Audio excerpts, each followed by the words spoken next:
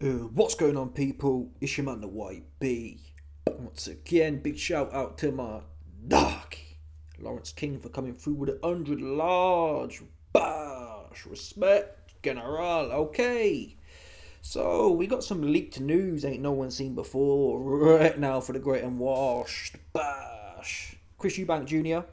versus Conor Benn 2, the first press conference. Okay, now I'm gonna give you a preface here. A preface. Okay. This thing was too long, man. So I'm going to save. In fact, I'm going to drag it out. Listen, man, the market's been a bit dry these times. It's been a bit dry. You best believe it's been a bit dry. So I'm going to stretch this thing out to about 10 videos. But on a serious note, Eggy and Eubank Jr. got into it bigly. So we're not going to cover that today. We're going to, again, you can get cut. You can get cut in another video covering that. We're just going to cover mainly the bits between the fighters.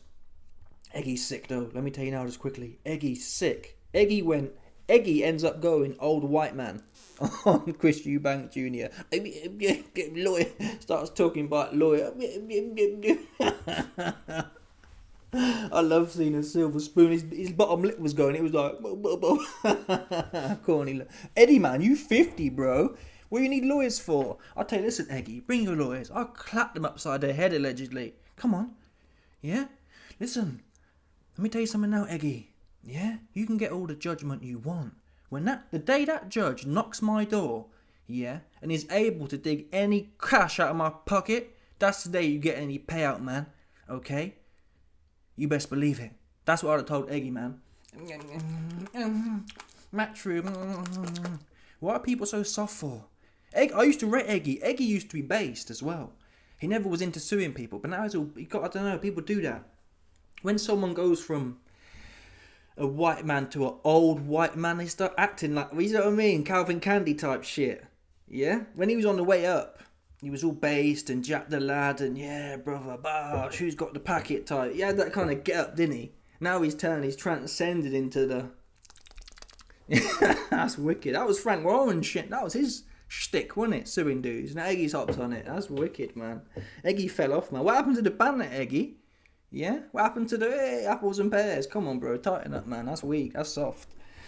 Anyway, let's get to the press conference here. We're saving that whole situation for another video, like I've said. Let's get to the somewhat boring parts, but here we go. Bosh.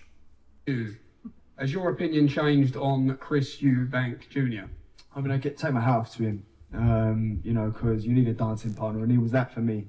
Did I underestimate him? I did. I genuinely thought I'd knock him out 3-4 rounds on my heart. That's genuinely... Chris, shut up, man. That's what I genuinely believed. So I underestimated him, but he gave me one hell of a fight, and it was one hell of a fight. And I'm excited for next time round, to be honest, mate. Well, let's hear from... This was the first time in my life that I've ever seen a fighter lose and then go on some type of victory tour. This guy.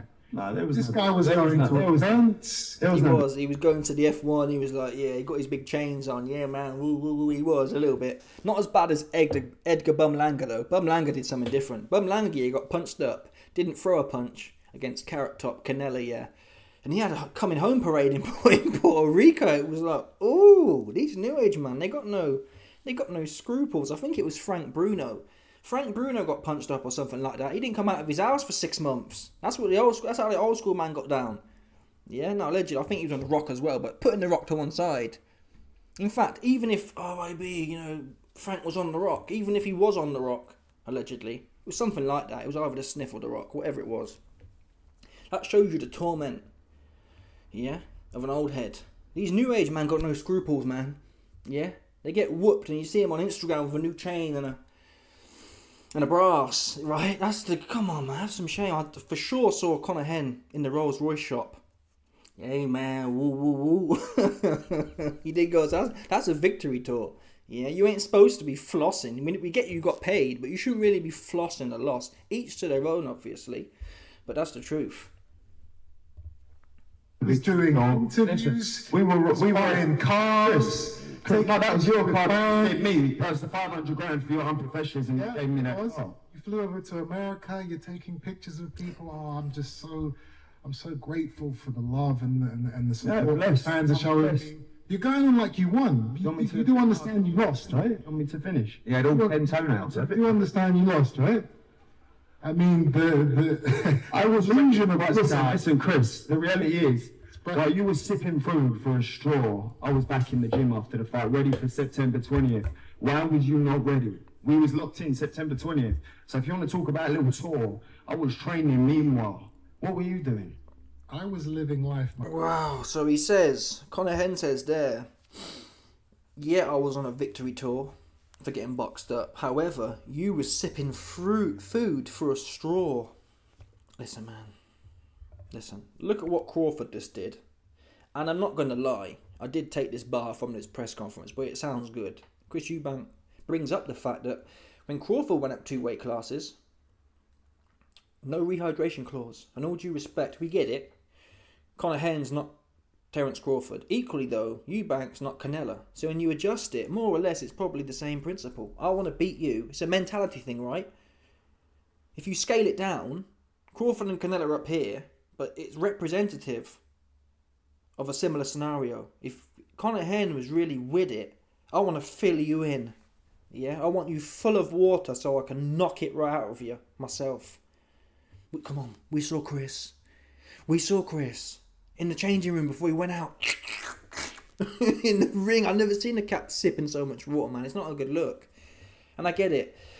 Well, listen, it's estrogenic, man. It is estrogenic. When Leonard fought Hagler, I wasn't there and I haven't researched it, but I'm not even sure rehydration clauses really came in until the levels of estrogen in fighters went up. No one was doing them back then, I don't believe. Because you're the boss of, well, you wanted to beat a man at his weight class, not beat a man who's got a moody clause in there. So that shows you the levels of, or the falling levels of testosterone and of, listen, I'm telling you now, estrogen levels, yeah, they're up here, man. They're at levels never seen before. Never mind rent prices, never mind real estate prices. Listen, yeah, if we could track the levels of estrogenic compounds in our bodies right now, you wouldn't even, come on.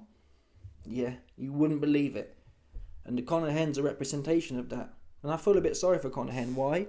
Well, he was, guess what Conor Henn was caught taking? Right? He was caught taking Clomid. Clomid is what?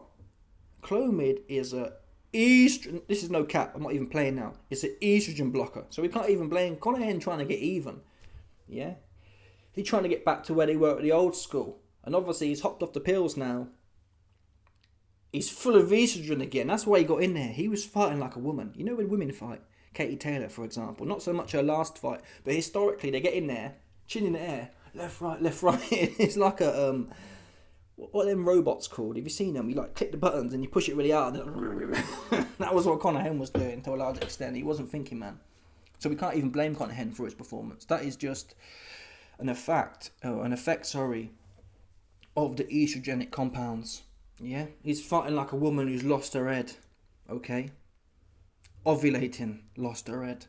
Listen, have you ever got into it with a woman who's ovulating, lost her head? And if you haven't, just watch the Conor Henn fight back, man. That's what you observe. Just in there bugging out, no scruples, no logic. That's for damn sure.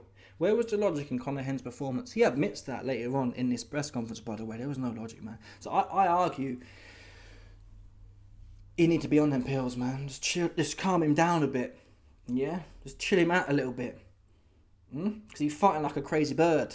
That's what he's doing, man. Anyway, let's get to the rest of this. My friend, I don't What you just said, man. Well, you I just don't said care that you were ready. Listen, I don't care. Ultimately, we fight November 15th, mate. And, yeah, November 15th. It was supposed to be September 20th, but your unprofessionalism and your unprofessional team weren't ready. I don't need to fight you when you want to fight. I've lost. I don't need you. No, it's not anyone. It's when everybody wanted. When Turk Sheikh wanted. When the whole team had all. And what Eubank's saying there is basically, I don't have to fight you. And I don't think the September date was fair anyway, to be fair. They fought in at the end of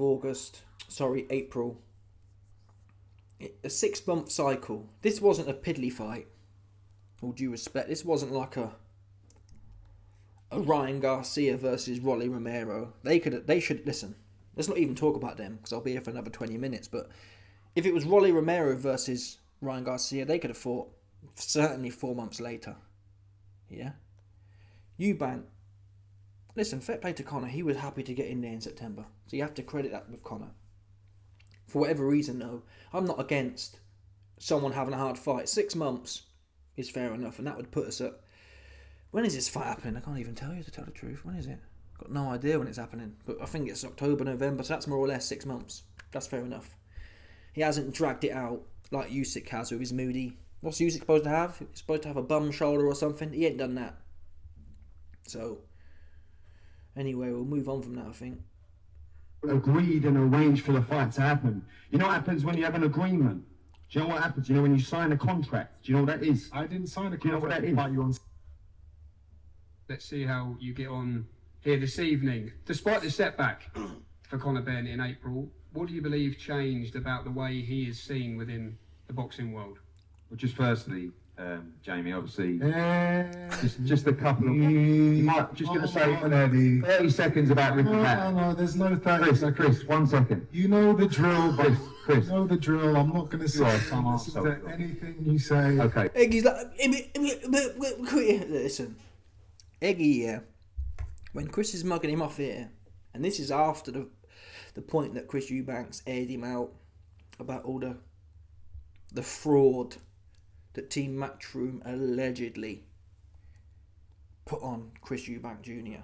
Yeah, Eggy tried. I don't know why Chris let him speak in the first place. He should have just done this from the jump. Eggy's like, Eggy wishes. Yeah, Eggy. I can tell you now. I spoke to Eggy after. Some people say the YB spoke to Eggy after this. Yeah. And what some people speculate I learnt about Eggy when this was going on and Chris Eubank shutting him down, Eggy was sitting in his head thinking, man, I wish this was my great-great-granddaddy's time, man. He had that he had that colonial, man. He had that transatlantic thought process going on in his head. That's just what he told me. He said, this uppity Nick, man, his uppity light-skinned Nick, man. He's saying how my great-great-great-granddaddy, Calvin Candy Hearns, he turned in his grave right now, having this uppity light skin, telling me what to do. That's what Eggy said, allegedly. Yeah, I'm just telling you, man, what happened. No doubt about it.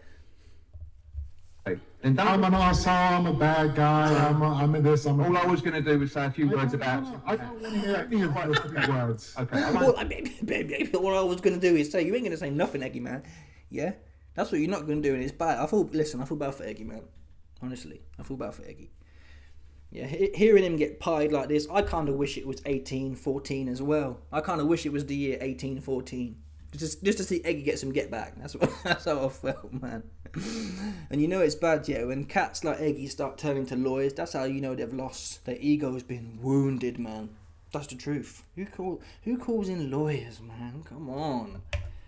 Yeah, who calls in lawyers? Like, bro, it's the internet, man. It's the fight press conference. I don't know. People do use lawyers. They do it, but it's corny, in my opinion. Yeah. Let the market decide. If Chris Eubank Jr. said something you don't like, people can differentiate. Right? He didn't say that you was on the Epstein list, allegedly. Right? Some people say, I don't know, I wasn't there, man. Not my opinion. But my point is, yeah, it's not that slanderous. Right? It's not the things he said ain't that slanderous. The fact that you wouldn't let him leave and you was playing with him. End of the day, Billy Joe's sausages did turn up. Yeah? And it was told that Conor Henn's team sent them round. And you got that Robert Smith plumber, Robert Fisher, that idiot.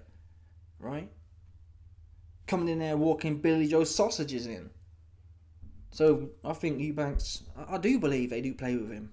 Yeah? People get bitter, especially when they've lost. When old white man they don't listen. Come on. When's Eggy used to losing? Okay, he ain't used to losing, man. When the old white man, when they start losing, yeah, that's when they get to the lawyer in and they get to playing with you. That's a documented fact. Okay, documented. And that's what Eggy doing right now. He bent out of shape, man. Listen, Eggy, this is 2025. And a young light-skinned Donny put you in your place, man. Suck it up and think about the old days. That's all you got right now. Think about the old days, man. Think about them trees and them ropes, man. That's all you got right now. And some corny lawyers. Oh, I want to replay it one more time, man. I want to replay it one more time. Yeah, just for the I'm replaying this one right now, just for the ancestors' folk. That's what I'm doing. You and the Terence Crawford team. Everyone, give it up. Man. Thanks, man. I appreciate it. Promoter Eddie Hearn, let's see how you get on here this evening. Despite the setback for Conor Benn in April, what do you believe changed about the way he is seen within the boxing world? Well, just firstly, Jamie, obviously, just a couple of. You might just going to say 30 seconds about ripping that. No, there's no 30 seconds. Chris, 1 second. You know the drill, but Chris. You know the drill. I'm not going to say anything you say. Okay. Then I'm an arsehole, I'm a bad guy, I'm in this, All I was going to do was say a few words about... I don't want to hear any of those words. Chris, all I was going to do is... you don't, I swear down, yeah, for the rest of this press conference, you don't say nothing, man. I was just going to say, you ain't going to say nothing, man. That's what... Chris has decided you ain't saying nothing. That's what he decided, man. Sit there, yeah. Be a good boy now. Oh, man, that's diabolical. Let's move on with the press conference. You're I don't want to hear anything from you. You get what's I'm going to speak over you for as long as it matter. You can do that. We know the drill. Let's move on. Okay. You know what? I want to talk about something else. Forget Eddie. I want to talk about the British Boxing Board of Control. All right, we're going to save that for another video as well. He airs them out. Let's get to another one. We're probably already 20 minutes in, so we'll be here all day if we did it all at once. 24 minutes. When you left Tottenham Hotspur Stadium that night? I was actually all right about it. Chris put up a good fight, but to me, that was Conor at his worst.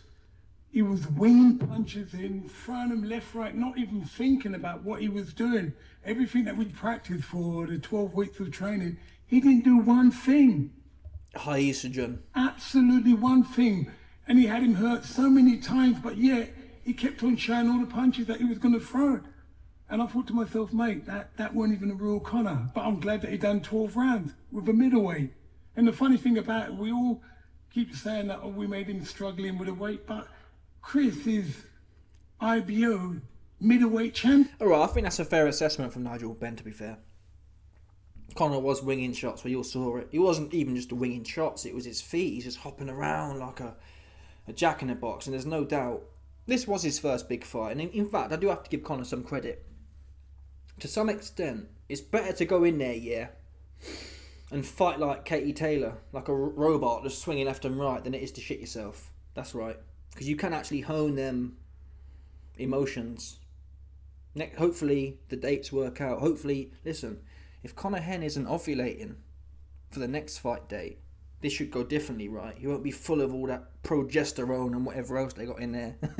And he should be able to calm his ass down hopping around like a jack in the box. But no, on a serious note, it's better. You have to give Conor credit. He didn't shit himself. He was over-revving, but I prefer to see that than a Jamel Charlo. Yeah?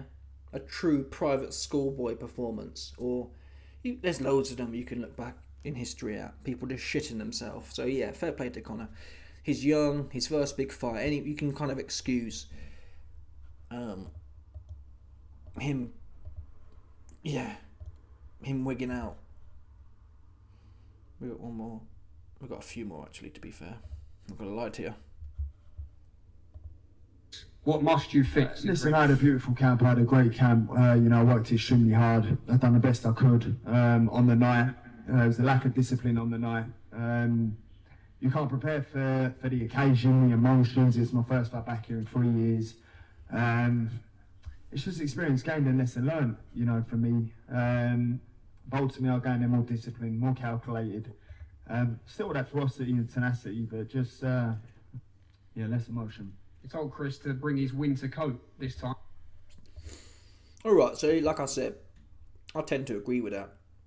I think this will be a better fight on all behalves. I don't know what. Listen, let me tell Chris something now.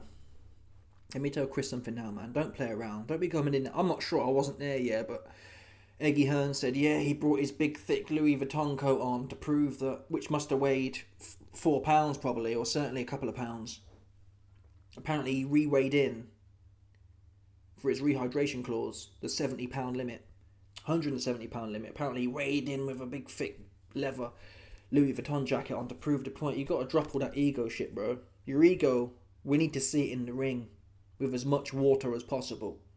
There's no medals for being a hero on the weight scale. There's just not. Sorry. I'd rather you have £4 more water in your body and put belt to arse when the bell goes. Bottom line, no one cares about your moody Louis Vuitton jacket from Skegness. No one cares about your moody Louis Vuitton jacket from Skegness, bro. Put it away somewhere when you're weighing in, man. Yeah, Bovington jacket looking ass, dude. Come on, man. Come on, bro. But anyway, we've got another one. What was his undoing? I'm a better fighter than him. They keep talking about weights. He hasn't fought at welterweight for nearly 4 years. How many times did you hear Terence Crawford talking about the weight divisions he's coming up, fighting Canelo, who's fought at light heavyweight, and there was no rehydration clauses in that fight? So it's pretty embarrassing the amount of times that these guys consistently talk about weight. It had nothing to do with the weight. I am the better, more experienced, more dedicated fighter. That's why he didn't beat me, and that's why he shall not beat me in November. How do you do it, Conor? How do you beat Chris Eubank Jr.? Less greed. When I had him hurt in there, he's going to say I didn't have him hurt. When I thought I had him hurt, I was just too greedy in there, looking for the headshots. Game plan went out the window as soon as I hit him in the third round. It was a matter of, it felt like I was always one punch away from closing the show. And I was looking for that one punch, he looked vulnerable in there. He looked vulnerable. So at some stages he looked old, and I was too busy going in there trying to hurt him over getting the wins. What makes you laugh, Chris, when you hear that? Old and vulnerable, and this old man's talking about he wobbled me 4 or 5 times. You just gotta watch it. You just gotta watch the fight. You just gotta watch the fight. At no stage did you hurt me in there. The delusion of these guys. Just watch it. It's not a delusion if you can physically see it. It's breathtaking. It really is. Yes, you caught me with a few shots. Was I out my feet? Mate, you were in hospital for 4 days sipping food for a straw. That's what you were doing. So stop all this silly talk. When you was in hospital, I was in severe dehydration. You have to be treated. Okay. How much you weighing? That's what you guys agreed. Nothing to do with your performance. That's what you guys agreed. You guys agreed the temp. Regardless of what was agreed. Now listen, I got to be honest. We've talked about this in the first fight, but I don't know why Eubank's team did agree to it. Conor Henn's the one who doesn't really. Well, he hasn't had a career yet. Eubank's had loads of big paydays. The Super 6 was paying really well at the time, and he's been, for all intents and purposes, trading off his dad's name. If we're honest, he wouldn't. If he was Joe Blow, he wouldn't have been getting them same kind of paydays. But for whatever reason, he's made some good bank. Don't forget, he fought Horsehead, James DeGale, Horsey. Groves, obviously, in the Super 6. I can't remember his resume, but you get the point. There's a few big, half-decent fights on there. He's made his bread. I ain't got a clue why Eubank Jr.'s team. They should have said, listen, man, it's 160 and that's that. If you don't like it, you can go and fight some plumber at 147 that no one's heard of before a day in their life. Right? I think Conor Henn would have took it. End of the day. I'm not sure why they even bent on it for, but I guess it's the ego thing. Chris thought, do him at one. Don't forget, they were going to do 157 before. I know there wasn't a rehydration clause there, but you get the point. They should have held strong. And listen, Chris did win the first fight, regardless. But in theory, if Eubank can get that water right, he should win this fight comfortably. But I do think Conor Benn should be better this time, to be fair. Or did his aggression? Well, he was hopping around though, wasn't he? If he can just walk into Eubank and not try and nick a punch, he's always trying to guess and land a magical punch. If he can walk into him and press him, which is what he normally does. He doesn't normally hop around on the outside, faffing around. then he should be alright. But in terms of Chris got rocked a bunch of times, that is dehydration. And I was thinking the other day, what fight was it? I can't remember now. It was some fighter. That was it. We were thinking about, or I was thinking about, the Crawford versus Canelo fight. And the logical string was, well, who was it? I think Gamboa. In fact, Gamboa did. Gamboa was like a 135 pounder. Hit a small 135 pounder. He clipped Terence, and Terence is stumbling back. Mean Machine maybe as well. Can't remember the guy's name. I know his name's Mean Machine. Two cats clip Crawford. I know for a fact Gamboa clips him, and literally Terence Crawford stumbles to the ropes. My point is, in the build-up to the Canelo fight, I was thinking, well, if a 135er can clip him, then imagine what Carrot Top can do. The difference is, though, I think a lot of these knockdowns, particularly for individuals that are bigly weight drained, I think that's what it is. It's not a massively, whoa, that's a big take, YB, but seriously, I think your punch resistance goes down exponentially when you're weight drained. Bottom line. And that's what we saw with Terence Crawford, because we haven't seen him in no trouble since. He's moved up weights. We've never seen him feel a shot. So that is honestly Conor Benn's only chance. The fact that Eubank is compromised and dehydrated, legitimately. If this fight was 160, there'd be no question. At the same time, though, there's a fair argument. Conor should get some... Listen, Conor's got age. Like we know historically, if you're going to jump up 2 weight classes, when Canelo jumped up to 175 to fight Bivol, I don't believe there was a rehydration clause. Although Canelo has been known to drop them in there and do moody weight classes and whatnot. I think he fought some people at, 152 or 150, I don't know what it was. Did he fight Golovkin the first time? I don't know. It might have been, that first Golovkin fight might have been at 157. Or at least they were trying to negotiate for that initially. I can't remember. But yeah, anyway, we got one more clip. He said, well, regardless was agreed with your team are idiots then, aren't they? Because The reason they agreed. hospital was See, my team had my best interest at heart. They obviously done yours, because if that's done that much damage, you'd bring it up now. Why not bring it now? Let's. You wanted to talk about it. It wasn't even a topic of discussion, Chris. I'm not here to You talk wanted. about Well, what exactly. you know. And just quickly, I do think Ben Chalong's useless. He don't know the difference between 10 rounds and 12 rounds, so that's fair to say. Napa as well. I don't know how competent he is, to tell the truth. I'm just going to tell you right now. Okay, don't get me wrong. He's a big heavy, and he'll definitely keep Billy Joe Saunders out the ring. I'm not sure how much of a manager he is, though. That's my opinion. I don't know. At the same time, though, to kind of relieve them two of responsibility, I'm not sure, to be fair to Napa and Ben Chalong, we're not there. But it wouldn't surprise me. In fact, I'd probably lean towards Chris Eubank Jr. saying, no, I'm fighting, we're doing this. And they just fall in line type shit. I'm not sure Chris is saying, Napa, you're my manager, you negotiate, the terms are up to you. If that was the case and Napa was like, yeah, we'll do a 140-pound rehydration clause, then he's an idiot. We're not there though, but one of the two things is true. Either Eubank's ego's too big, or Ben Chalong / Napa's an idiot. Is the truth somewhere in the middle? I don't know. We're not there. But that one of them two things is definitely true. Moaning about it. Please. That's you Stop guys. moaning about it. You guys moan about Oh, it. we're good. We're good. Chris. I'm here to We fight. ain't moaned about it once. All we hear is you moaning. Chris. I haven't moaned about I it. feel flattered that you brought a new trainer in. I feel flattered that you brought Bomac in. Because I know you need it. And he's a great coach. You're a great coach, Bomac. And I've got love for you, mate. But you can't polish a turd. Apologies.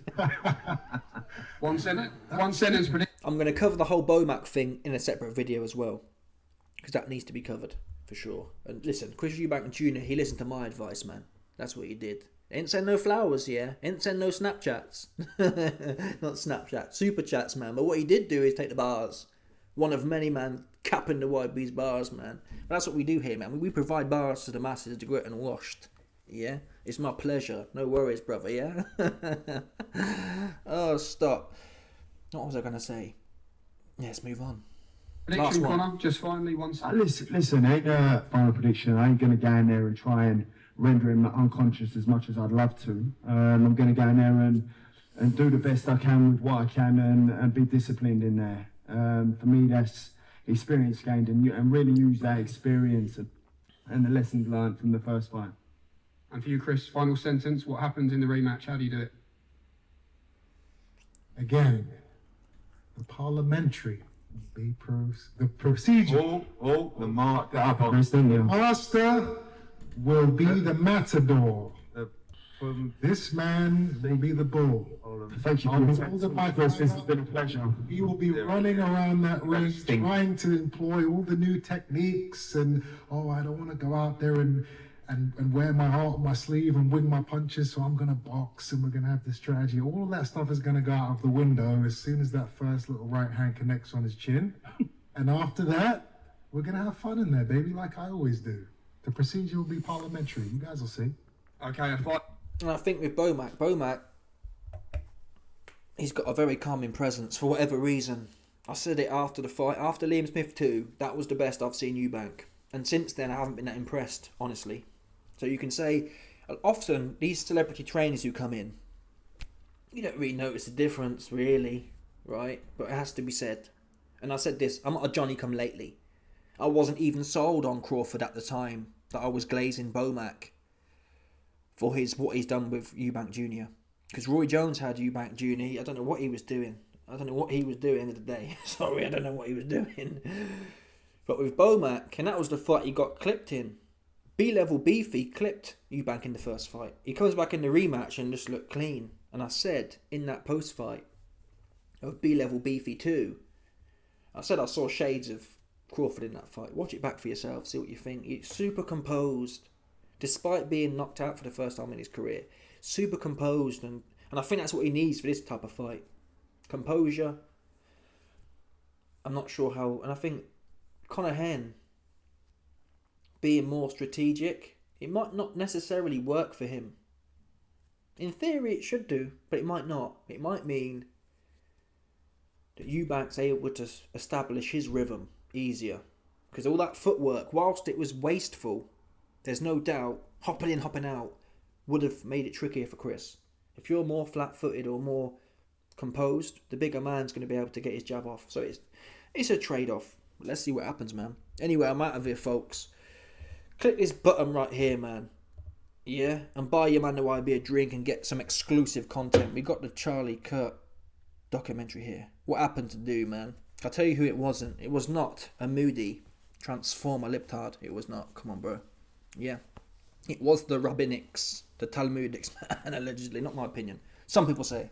Okay, so if you want to learn more about that, you click this button right here, and the YB gets 2-2 drink. Okay, it's almost Friday now, so you could be one of them. To be fair, I ain't gonna lie. It might not even be a drink you buy in the YB, yeah? Buy the YB half a bump, man. That's what you need to do. Click this button right here and get some free content. Bosh, I'm out of here, man. Like button, subscribe. Johnny.